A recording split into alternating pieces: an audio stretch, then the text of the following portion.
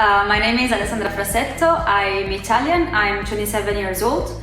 28 in November. I'm from 1996, thus I am from the millennial generation.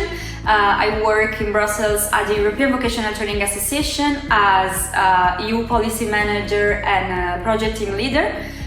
Before, my position was a EU policy and project officer, and yeah.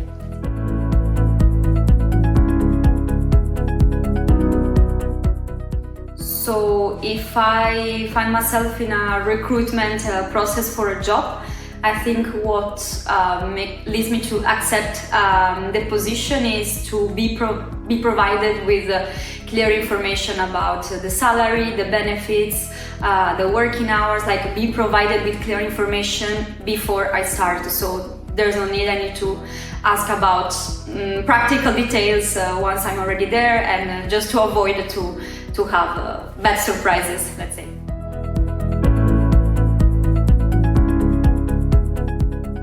So I think the fact that I'm being trusted by my employer, the fact that I like what I'm doing, and maybe that I'm having an impact with the work I am performing. I would say these two.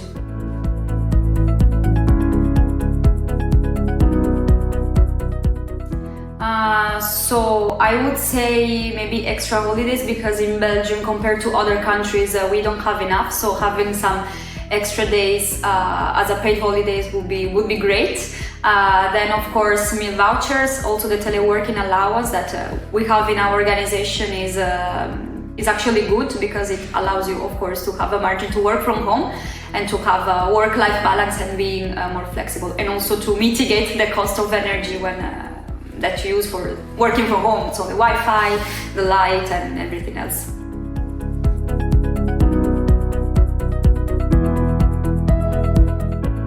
So it depends the situation. Sometimes it's better to avoid face-to-face communication, like meetings that could be emails or just exchange via Microsoft Teams or other platform. But it is also true that sometimes face-to-face communication, with face-to-face communication, you avoid to misunderstanding some information or stuff like that. So it really depends.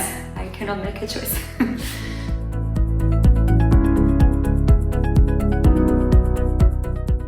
I would say Microsoft Teams, which is the platform that we use in my organization.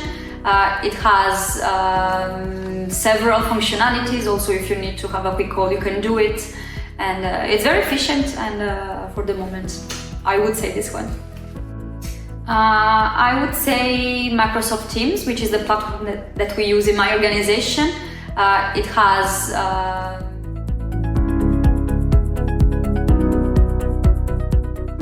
So first of all, I try to avoid to put on my shoulders more work. So if I feel stressed, I personally cannot perform well, so I try to do less, but try to do it more efficiently. So I reduce the number of tasks that maybe I could have in one day. Beyond the working environment, I try to do sports, to try to disconnect as much as possible with activities that I enjoy, and also try not to bring work at home, which is something that I never do, but just in case.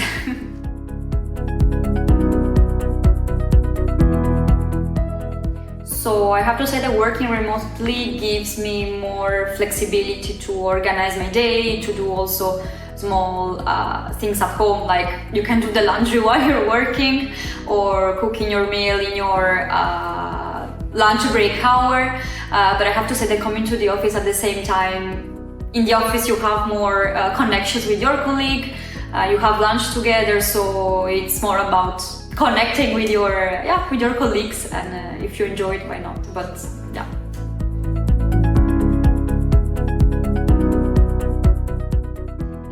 So I usually don't bring work at home, as I said before.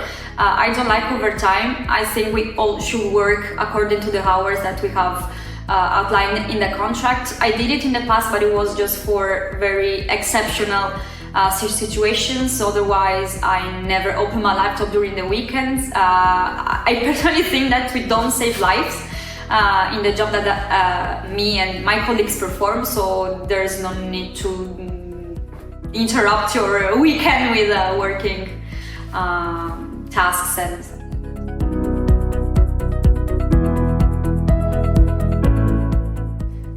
yes, I believe it's important.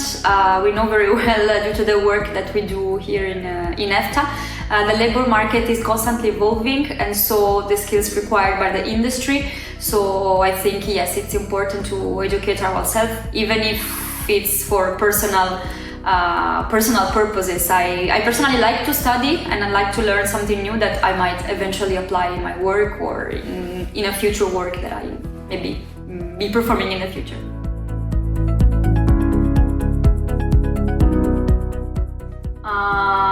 I think being aware of what has been your path so far, so being aware of what you learned, how you